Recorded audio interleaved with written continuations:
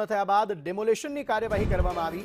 Hapa ISKCON મંદિર સામે ડેમોલેશનની કાર્યવાહી કરવામાં આવી છે। ગેરકાયદે કોમર્શિયલ બાંધકામો જમીનદોસ્ત કરવામાં આવ્યા। ગરીબોના આવાસ માટેની જમીન ખાલી કરાવવામાં આવી। 16 જેટલા આસામીઓના દબાણો દૂર કરવામાં આવ્યા। ગેરકાયદે રહેલ કોમર્શિયલ બાંધકામ હટાવવામાં આવ્યા છે।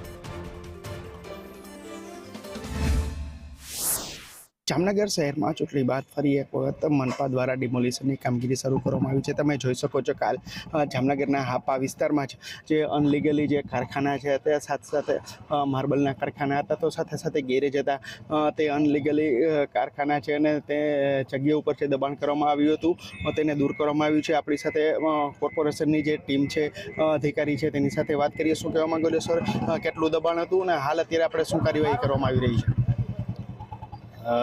લગભગ 1.25 લાખ ફૂટ જેટલી જગ્યા ગરીબ આવાસ માટે થઈ અને ફાળવવામાં આવેલી હતી।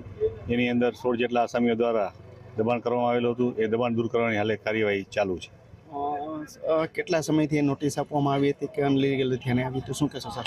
નિયમ અનુસાર જે નોટિસ આપવાનો સમયગાળો હોય એ પ્રમાણે નોટિસ આપી અને એટલા સમયમાં માલિકીના આધાર પુરાવા રજૂ ન કરી શકતા આદેશ કરી અને કામગીરી હાથ ધરવામાં આવેલી છે।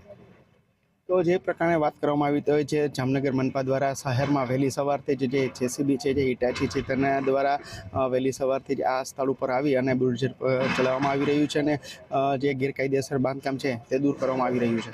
ઉપેન્દ્ર ગોહિલ, સંદેશ ન્યૂઝ, જામનગર। આ તરફ